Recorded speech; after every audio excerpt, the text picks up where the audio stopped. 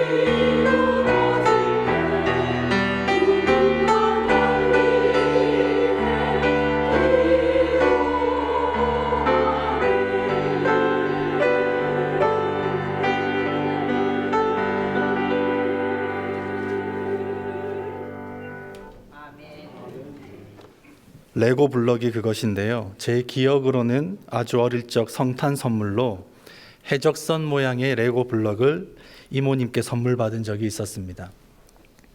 그때의 기억이 선명한 이유는 선물을 받고 신이 나서 그날 아마 초저녁쯤부터 블럭 맞추기가 시작되었는데, 그것이 좌정을 넘고 나중에 부모님이 새벽기도 가는 시간까지 이어진 끔찍한 경험이 있었기 때문입니다.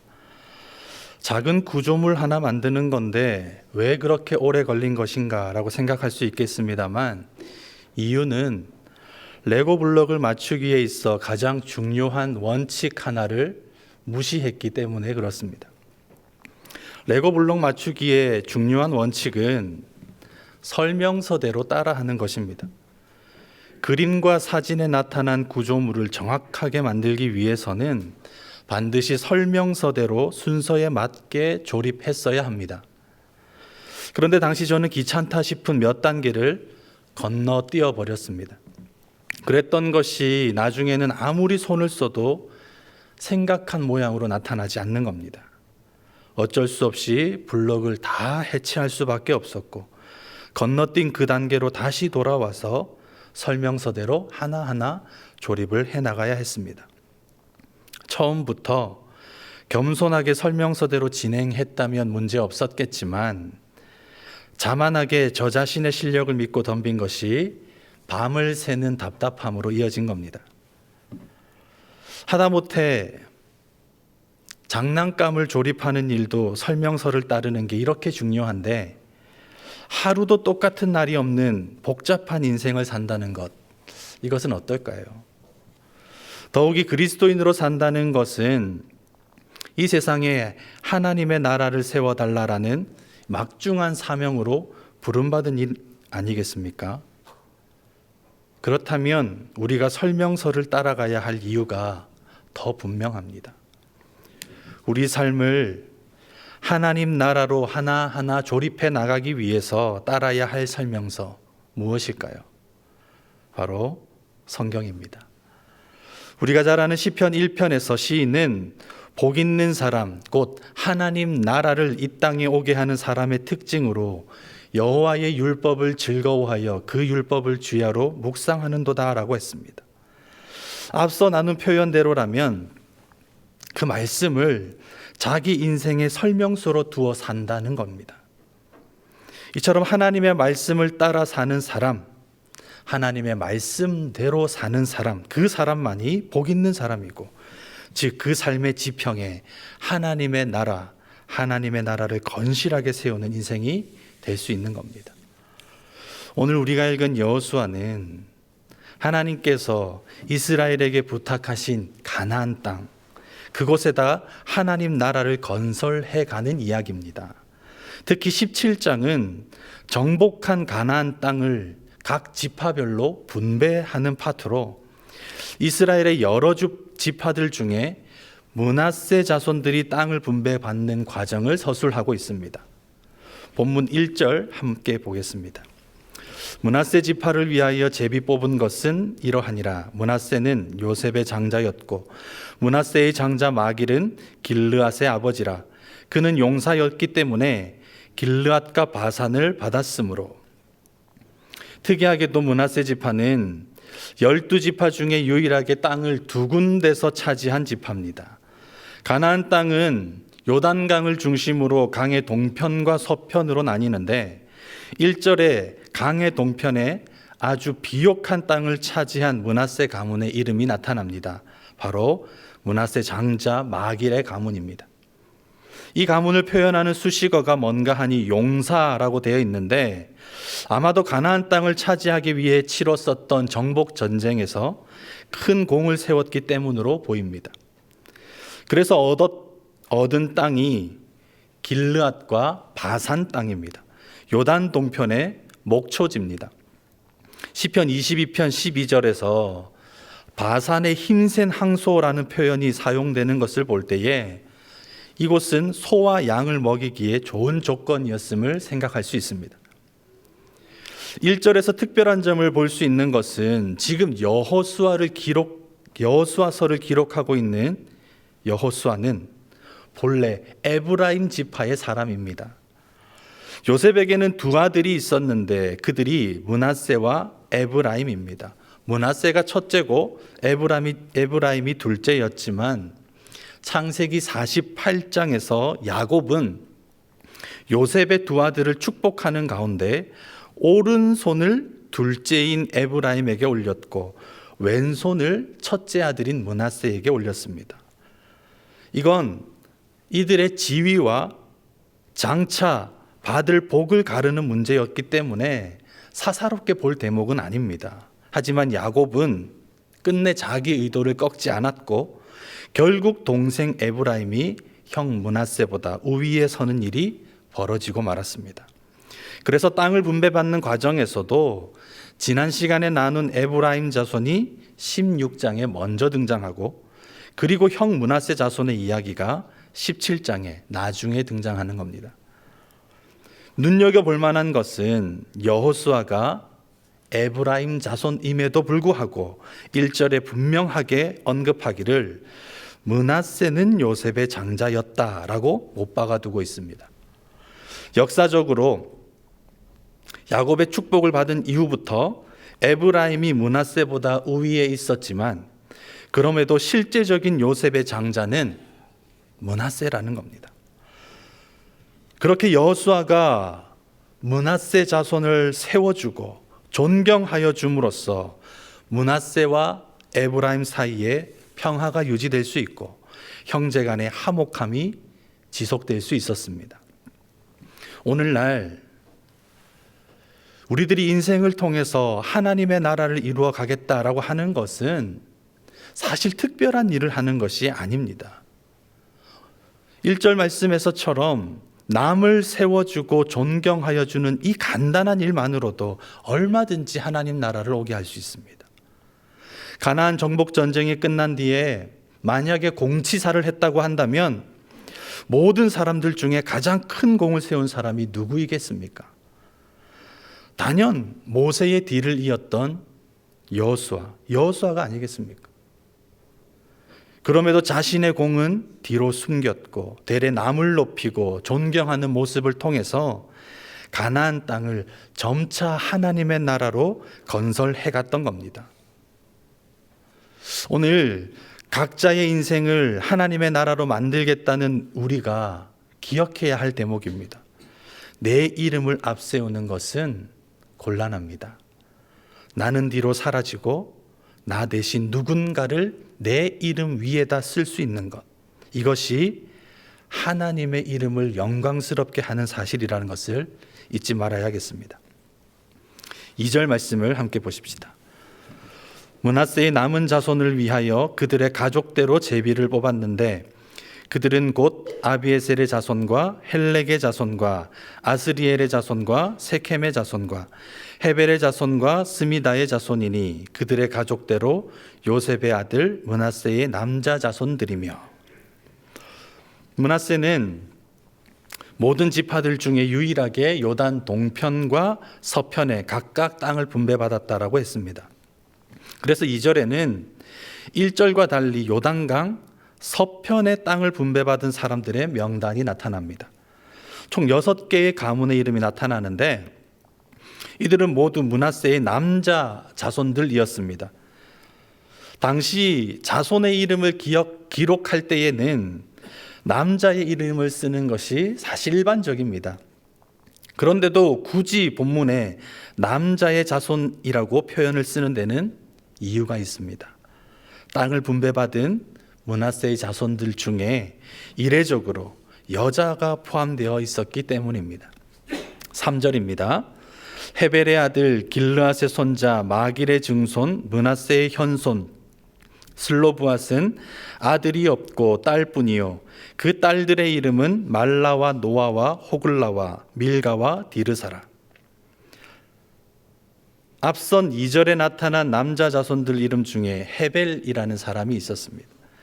그런데 문제는 그의 후손 중에 아들 없이 오직 딸만 5을 둔 슬로브앗이라는 사람이 있었다는 겁니다. 알다시피 당시 사회는 남성 중심으로 돌아갑니다. 그러니 슬로보앗의 가문은 딸뿐이니까 명맥이 끊어지고 땅도 분배받지 못하게 생겼습니다. 물론 당시에는 거의 모든 나라에서 여성의 존재를 인정하지 않았기 때문에 이러한 일들이 전혀 어색하지 않은 일입니다. 하지만 이들 슬로보앗의 딸들 5자매는 이 사실을 부당하게 여겼습니다. 그래서 그녀들은 모세가 죽기 전에 그를 찾아갔더랬습니다. 민수기 27장에 그 내용이 기록되어 있는데, 앞으로 하나님께서 가나안 땅을 반드시 이스라엘에게 주실 것인데, 그때 자기들은 비록 여성들이지만 우리 아버지에게는 아들이 없으니 그 기업을 물려받을 수 있도록 도와달라고 요청한 겁니다. 모세가 이 요청을 듣고 이례적인 일이기 때문에 도저히 혼자서 결정할 수가 없어서 조용히 하나님께 나아가 물었습니다. 그러자 하나님은 슬로브앗의 딸들의 말이 옳다라고 인정해 줍니다. 그래서 슬로브앗의 딸들뿐만 아니라 앞으로는 아들 없이 아버지가 죽게 되면 그 딸들이 기업을 이어갈 수 있도록 조치하라고 아예 이스라엘의 법령을 바꾸도록 모세에게 명령하셨습니다. 슬로보앗의 딸들은 지금 그 바뀐 법령에 의지해서 여호수아에게 기업을 요청하는 겁니다. 4절부터 6절입니다.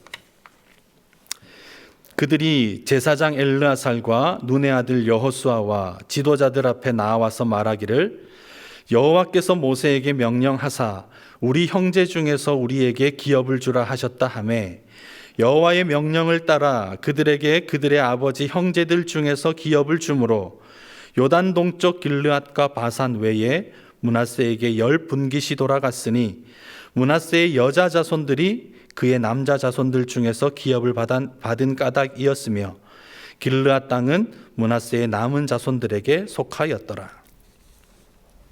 슬로브앗의 딸들이 일전에 모세가 약속한 대로 땅을 분배해 달라고 요청했고, 이것이 이스라엘 지도부에서 승인이 되었습니다. 중요한 것은 이 같은 일이 당시 주변 나라에서는 한 번도 있지 않았던 일이기 때문에 그야말로 파격적인 일이었다는 사실입니다. 여호수아가 이처럼 많은 지면을 할애해서 지금 이 사건을 기록하고 있는 이유도 그만큼 특별한 일이기 때문에 그렇습니다. 그런데 생각해보면 슬로브앗의 딸들의 요청, 이 요청이 모세나 여호수아에게 얼마나 황당한 일이었겠습니까? 당시 상식으로는 이해되지 않는 일입니다. 하지만 황당하다고 시도하지 못할 일은 또 아닙니다. 다른 나라가 하지 않는 일이라고 해서 하나님의 나라인 이스라엘도 그러해야 한다라는 원칙은 없기 때문입니다. 그래서 모세는 하나님께 나아가서 답을 구했고, 여호수아는 모세가 받은 그 답대로 여호와의 명령대로 행한 겁니다. 이처럼 하나님의 나라는 세상의 기준이나 상식, 사람이 만든 원칙에 근거한 나라가 아닙니다. 하나님의 명령대로 행하는 나라, 하나님의 말씀하신 대로 행하는 나라가 하나님의 나라입니다. 비록 그 일이 한 번도 경험하지 못한 일이 될지라도 하나님께서 하라시면 하고 그치라시면 그칩니다. 이스라엘이 광야 학교 40년 동안 배운 것이 딱 한 가지 있는데 바로 하나님의 명령대로 하는 것이었습니다. 불기둥과 구름기둥이 옮겨가면 그들도 따라 옮겨갔고, 불기둥과 구름기둥이 멈추면 그들도 따라 멈춥니다. 우리의 걸음에 하나님을 맞추는 것이 아니라 하나님의 걸음에 우리를 맞추어가는 훈련, 그것이 광야 학교에서 배우는 유일한 과목이지 않았습니까? 그것 배우는데 이스라엘이 무려 40년 걸렸습니다. 하나님의 명령 앞에 자신을 죽이는 일, 곧 자기 부인을 완성해 가는데 무려 40년이 걸렸단 말입니다. 그러니 자기 부인, 이 자기 부인이란 얼마나 어려운 일입니까? 우리가 실은 그 어려운 일에 도전하는 사람들입니다. 이 땅에 하나님 나라라는 새로운 세상을 오게 하는 통로로 산다 라는 이 말은 자기 부인을 실현하는 일이기 때문에 그렇습니다. 어제 저녁을 먹은 후에 가족들과 성경을 읽는데 마태복음 5장을 읽는 중에 문득 머리를 한 대 얻어맞은 것 같은 깨달음이 있었습니다.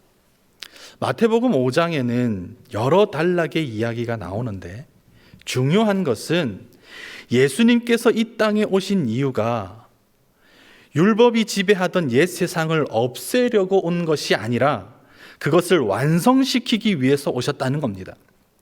그러면서 예를 드는 일이 이전 율법의 세상에서는 살인하면 심판을 받는다라고 들어왔지만 예수님께서 이 세상에 오신 이상 이제는 화를 내는 것만도 심판을 받게 되고 욕하는 것이나 상대를 비난하는 것만으로도 심판의 대상이 된다고 알려줍니다.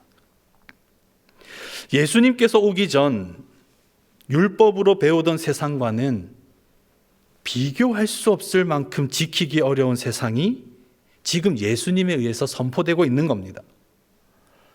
마찬가지로 이전에는 간음에 해당하는 행위, 그 행위를 범하지 말라라고 율법에서 언급했지만 이제는 예수님이 오신 이후에 마음에 음욕을 품는 것만으로도 간음이 된다고 하시고, 과거에는 이웃은 사랑하고 원수는 미워해도 되었지만 이제는 원수까지도 사랑하라라고 명령하십니다.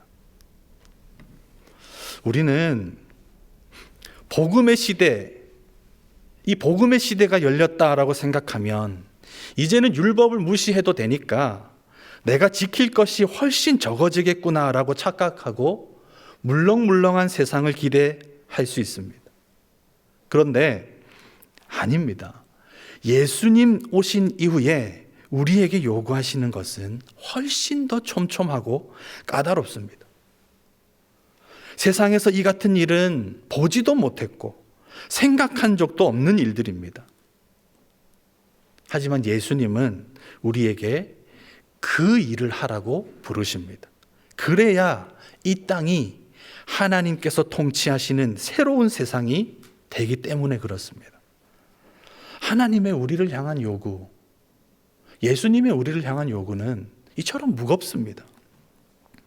가나안 땅에 이스라엘이라는 하나님의 나라를 건설한다라는 것은 이전에 본 적 있는 그저 그런 나라를 세우는 일, 그거 아니었습니다.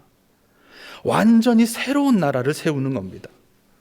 남성과 여성에게 차별을 두던 옛 세상은 이방인들의 세상이지 하나님의 나라는 아니지 않습니까?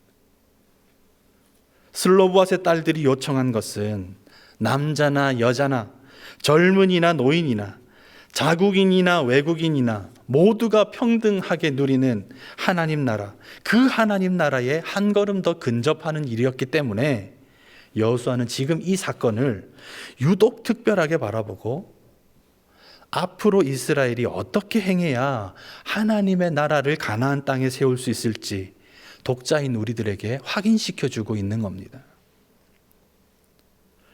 우리에게 그리스도인으로서 놓인 과업이 무겁다고 느끼면 한없이 무겁기만 한 일입니다. 그런데 조금 다른 각도로 보아서 그 일을 통해서 하나님이 원하시는 세상, 하나님께서 바라시는 새로운 세상을 개척하는 일이 된다라고 생각해 보면 사실 그것보다 더 가슴 뛰는 일이 있겠습니까? 우리가 바로 그 일, 그 가슴 뛰는 일에 잡힌 바 된 사람들입니다. 부디 2025년에 첫 두 달을 보내고 3월 새학기를 향하여 달려가는 우리의 삶이 이처럼 잡힌 바 된 하나님 나라를 세우고자 몸부림치는 그런 하루하루로 엮어져 가기를 바랍니다. 때로는 넘어질 수 있겠습니다. 때로는 핍박당하고 때로는 포기하고 싶더라도 꿋꿋하게 하나님의 기쁨이 어디 있는지를 바라보면서 우리에게 놓여져 있는 이 십자가의 걸음을 걸어갈 수 있기를 바랍니다. 그래서 우리를 통해 세상이 한 번도 구경하지 못한 하나님의 나라가 우리 인생 가운데 수놓듯이 놓여지는 은혜, 그 은총이 우리 모두에게 있기를 소망합니다. 슬로바스의 딸들이 이렇게 여성임에도 불구하고 땅을 분배받은 경위에 대해서 말한 이후에 이제 여호수아는 므낫세 자손들이 요단강 서쪽에서 받은 땅 전체의 경계, 이 경계가 어딘지를 설명해 줍니다. 7절입니다. 므낫세의 경계는 아셀에서부터 세겜 앞 믹므닷까지며 그 오른쪽으로 가서 엔다부아 주민의 경계에 이르나니.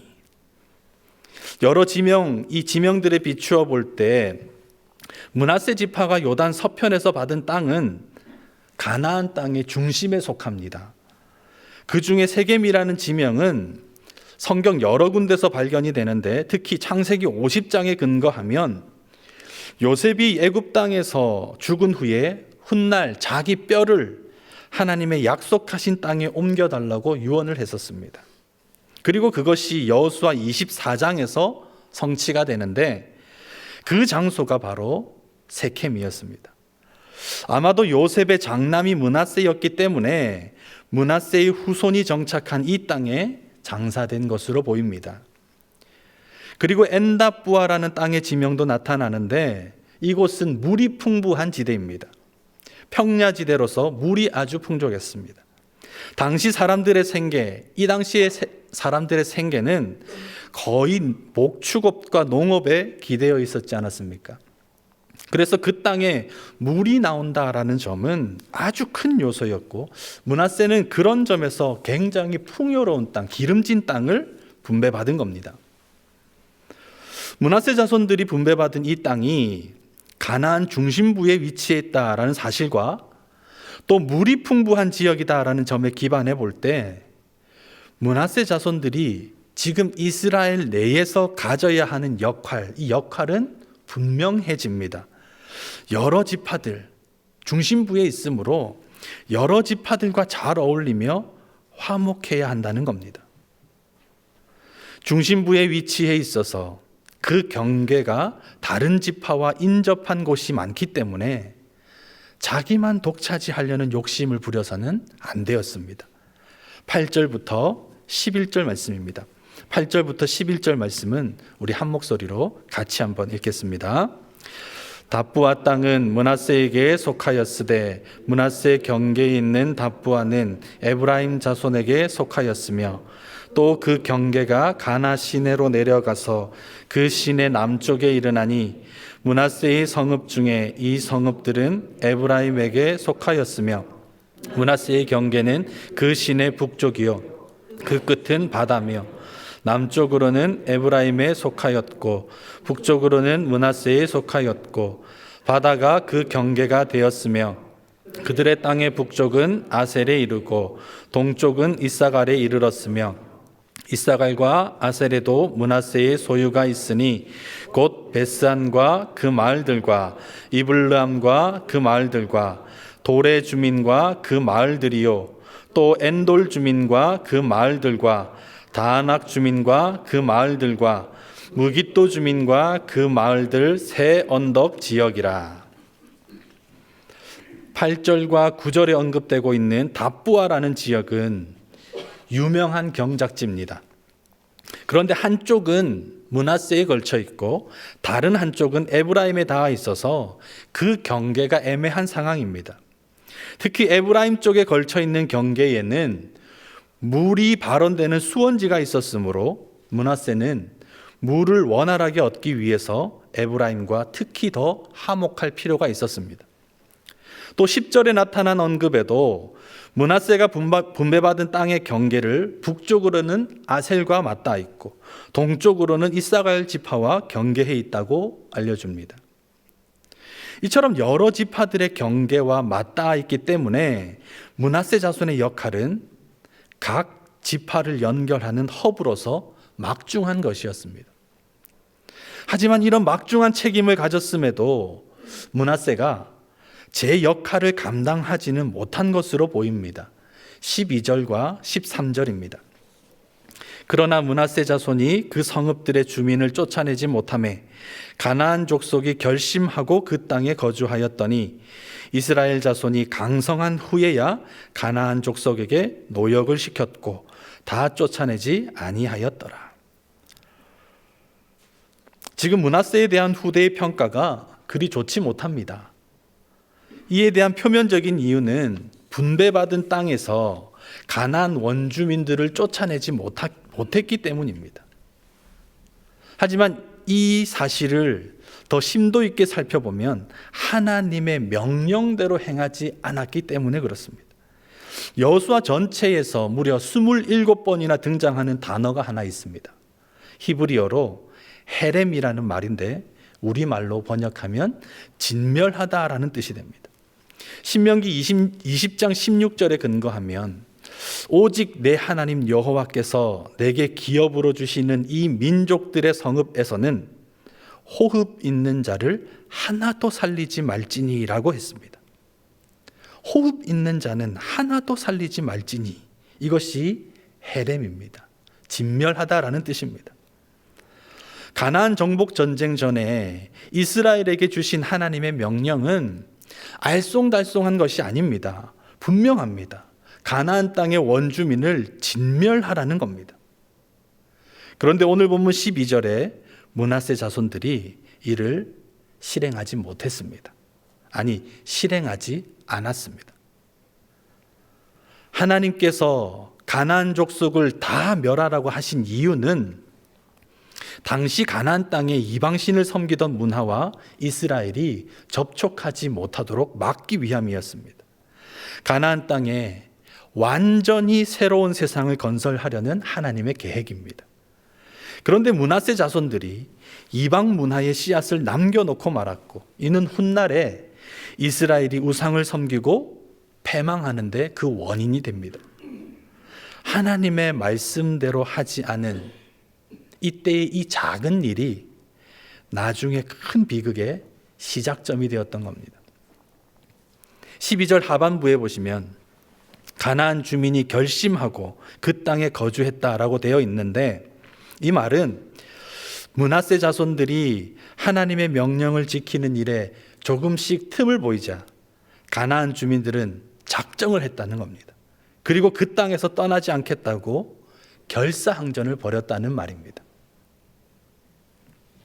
세상의 방식은 항상 비슷합니다.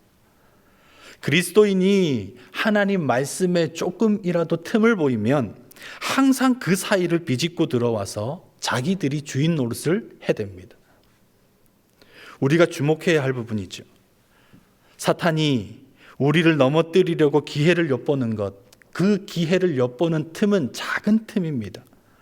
내 마음에 찾아든 이것쯤은 괜찮겠지, 이 정도는 어때? 라는 생각이 결국엔 사탄에게 활로를 열어주는 일이 되고, 결국 그 작은 틈 때문에 넘어지고 마는 것 아닙니까? 그래서 우리의 일상에서 묵묵하게 우리의 삶을 지속적으로 단속하고 지켜가는 훈련, 이 훈련이 필요한 법입니다. 누가 보든지 보지 않든지, 누가 알아주든지 알아주지 않든지, 언제나 우리에게 주신 그 은혜의 삶을 붙잡아가며 말씀대로 살고자 몸부림치는 것, 그것이 하나님 나라를 건설하는 사람, 인생에 하나님의 나라를 세우는 사람의 모범입니다. 그렇게 므낫세 자손들에게 발생하고 있던 이 작은 틈은 또 다른 믿음의 영역에서 한심한 모습으로 발현이 됩니다. 14절입니다. 요셉 자손이 여호수아에게 말하여 이르되 여호와께서 지금까지 내게 복을 주심으로 내가 큰 민족이 되었거늘 당신이 나의 기업을 위하여 한 제비 한 분깃으로만 내게 주심은 어찌함이니까 하니. 므낫세 자손은 땅의 중심을, 가나안 땅의 중심을 차지하고 있었기 때문에 각 지파들의 허브 역할을 감당하는 중책을 맡았다라고 했습니다. 그런데 그들이 틈을 보인 까닭에선지 14절에 보시면 므낫세뿐만 아니라 에브라임까지 가세하여 요셉의 후손 전체가 여호수아에게 마구 불평을 쏟아내고 있습니다. 그 불평의 내용을 보자 하니 그들의 분배받은 땅의 크기가 작다는 겁니다. 요셉의 후손들은 창세기 48장 49장에 근거하면 야곱이 자기 아들들을 축복하였을 때 다른 형제들보다 더 큰 복을 누리도록 서원받았습니다. 그래서 14절에 보면 여호와께서 내게 지금까지 복을 주심으로라는 말씀을 들먹거리면서 그 근거에 따라 다른 지파들보다 더 큰 땅을 달라고 요청하는 겁니다. 이는 분명한 욕심에서 비롯하는 요청입니다. 당시 가나안 땅을 분배한 지도를 보면 독보적으로 가장 큰 면적을 차지한 것이 므낫세였습니다. 요단강 동편과 서편에 분배받은 땅을 다 합치면 장자의 명분을 가졌던 유다보다도 더 큰 면적의 땅을 분배받았습니다. 그럼에도 이들이 불평하는 이유는 명백한 욕심 때문이고 그들이 다른 지파들보다 우월하다고 여기는 자만에서 오는 마음이었습니다. 지금 이 내막을 잘 알고 있음에도 여호수아는 그들의 이 어이없는 요청을 단칼에 묵살하지는 않습니다. 다른 방식의 해결책을 제시합니다. 15절입니다. 여호수아가 그들에게 이르되 내가 큰 민족이 되므로 에브라임 산지가 내게 너무 좁을진데 브리스 족속과 르바임 족속의 땅 삼림에 올라가서 스스로 개척하라 하니라. 여호수아가 제시한 해결책은 스스로 개척하는 것입니다. 그들이 이 요셉 후손들이 스스로 큰 민족이라고 자부했기 때문에 그렇다면 그 큰 힘으로 브리스 족속과 르바임 족속이 사는 산간 지방으로 가서 그들을 몰아내고 스스로 땅을 개척하라는 겁니다. 다만 그곳은 함락시키는 일이 쉬운 지역은 아닙니다. 이유는 르바임 족속이라 하면 거인족입니다. 신명기 2장 21절에 언급되기를 그곳에는 아낙 자손과 같은 강한 사람들이 살고 있다라고 했습니다. 여호수아는 스스로 크다고 믿고 있는 요셉의 후손들에게 이 같은 과업을 제시한 겁니다. 일전에 여호수아 14장에서 갈렙은 헤브론 성읍을 자기에게 달라고 요청한 적이 있지 않았습니까? 당시 헤브론에는 똑같이 무시무시한 아낙 자손들이 살고 있었는데 이들 역시 거인족이었습니다. 하지만 85세의 노장 갈렙은 거인이다 할지라도 아낙 자손들을 두려워하지 않았습니다. 그래서 이 산지를 내게 달라고 요청하며 하나님만을 믿고 그 땅으로 나아가서 그들을 쫓아내겠다고 장담하였습니다. 그런데 지금 므낫세와 에브라임은 85세인 노익장 갈렙과는 완전히 딴판입니다. 16절 말씀입니다.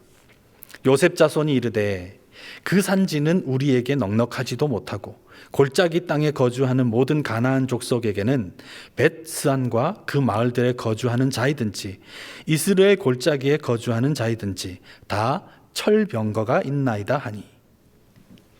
여호수아의 이 제안에 구구절절 할 수 없겠다라는 핑계만 대고 있는 요셉 후손입니다. 여러 핑계들 중에 눈에 띄는 게 그곳 사는 사람들에게 철병거가 있다는 겁니다.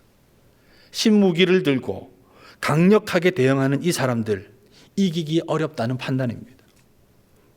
한편으로 보면 합리적인 생각 같아 보입니다. 이기지 못할 것이므로 덤비지도 않겠다는 겁니다.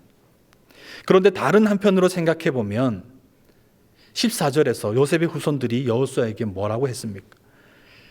여호수아에게 요청할 때에 하나님께서 그들에게 큰 복을 주셔서 그들이 다른 지파들보다 큰 민족이 되게 하셨다라고 하였습니다. 그것이 이들이 더 큰 땅을 분배받아야 하는 명분으로 내세운 이유였습니다. 하지만 지금 이들은 그 큰 복을 받았음에도 철병거는 이기지 못한다라고 단정하고 있습니다. 어떻습니까? 하나님의 복이 철병거보다 못한 것입니까? 아무리 하나님께 큰 복을 받았다 할지라도 당시 신무기인 철병거는 이길 수 없는 것입니까? 말씀을 자기 이익이 되는 일에는 갖다 붙이고 손해가 될 것 같은 일에는 감추는 이중적인 모습 아닙니까? 이토록 비겁한 모습이 없습니다. 그래서 여호수아는 이들에게 다시 한 번 더 그들의 정체성이 어떤 것인지를 알려주면서 두려움을 깨고 하나님 나라를 개척해 줄 것을 제안합니다. 17절과 18절 말씀입니다. 여호수아가 다시 요셉의 족속 곧 에브라임과 므낫세에게 말하여 이르되 너는 큰 민족이요 큰 권능이 있은즉 한 분깃만 가질 것이 아니라 그 산지도 내 것이 되리니 비록 삼림이라도 내가 개척하라 그 끝까지 내 것이 되리라. 가나안 족속이 비록 철병거를 가졌고 강할지라도 내가 능히 그를 쫓아내리라 하였더라. 여호수아의 말은 요셉의 후손들에게 당신들에게는 철병거보다 더 큰 힘이 있습니다라고 알려주는 겁니다. 그래서 상대가 거인족이라도 신무기로 무장한 사람들이라 할지라도 능히 쫓아낼 수 있다라고 알려주는 거죠. 그러면 요셉의 후손들이 가진 힘이 무엇입니까? 하나님의 은혜입니다. 하나님의 도움입니다. 그 힘을 등에 업고 있는데 왜 두려워하고 있느냐고 말하는 것이죠. 여호수아 때의 일은 아니지만 실제로 이스라엘이 철병거를 무력화시켰던 전쟁이 있었습니다. 사사 드보라 때의 일입니다. 사사기 4장 2절에 보면 가나안 왕 야빈이 군대를 일으켜서 이스라엘을 혼란스럽게 했는데 이때 주력으로 사용한 무기가 철병거 900대입니다. 이 무기를 가지고 무려 20년 동안이나 이스라엘을 지배했습니다. 철병거에 무력하게 당하고 부르짖는 이스라엘을 보다 못한 하나님께서 남자가 아닌 여자 사사 드보라를 세워서 반격하게 하십니다. 그러면 과연 여선지 드보라는 대체 무슨 힘이 있어서 철병거 900대를 이겼겠습니까? 드보라의 군대가 철병거 900대를 이긴 것은 철저하게 하나님의 도움이었습니다. 드보라가 전쟁에서 승리한 이후에 찬양을 드리고 하나님께 영광을 돌리는 장면이 사사기 5장에 나타나는데 사사기 5장 4절에 이런 기록이 있습니다. 여호와여 주께서 세일에서부터 나오시고 에돔들에서부터 진행하실 때에 땅이 진동하고 하늘이 물을 내리고 구름도 물을 내렸나이다. 무슨 말입니까? 가나안 왕 야빈이 철석같이 믿고 있던 철병거가 앞으로도 나아가지 못하고 뒤로 빠지지도 못하도록 하나님께서 큰 비를 내려 땅을 진흙으로 만드셨다는 말입니다. 또 부분적으로 지진이 일어나게 하셔서 철병거가 옴짝달싹하지 못하게 되어버렸다는 말입니다. 땅이 엉망이 되어버렸는데 철병거가 있으면 뭐합니까? 하나님은 그런 분이십니다. 자신을 믿고 말씀에 의지하여 살아가는 사람에게는 무슨 수를 써서라도 도움을 주시고 그 삶에 하나님의 나라가 개척되도록 혼자 일하라고 내버려두지 않는다는 말입니다. 우리가 좋아하는 말씀이 있지 않습니까? 이사야 43장에 이르시기를 너는 두려워하지 말라. 내가 너를 구속하였고 내가 너를 지명하여 불렀나니 너는 내 것이라. 네가 물 가운데로 지날 때에 내가 너와 함께 할 것이라. 강을 건널 때에 물이 너를 침몰하지 못할 것이며 내가 불 가운데로 지날 때에 타지도 아니할 것이요 불꽃이 너를 사르지도 못하리니 대전하는 여호와 내 하나님이요 이스라엘의 거룩한 이요 내 구원자임이라. 이것이 하나님의 변함없는 약속입니다. 여호수아 말씀처럼 우리도 이 땅에 하나님의 나라를 개척할 사람들, 그 사람들로 부름받지 않았습니까? 그 삶을 지탱하는 일이 때로는 버겁고 무거운 것이 현실입니다. 사명자라는 명목하에 이토록 무거운 일을 해내며 살아야 하는지 의문스럽기도 하고 때로는 어디서부터 시작된 두려움인지 삶이 겁이 나고 무서워지기도 합니다.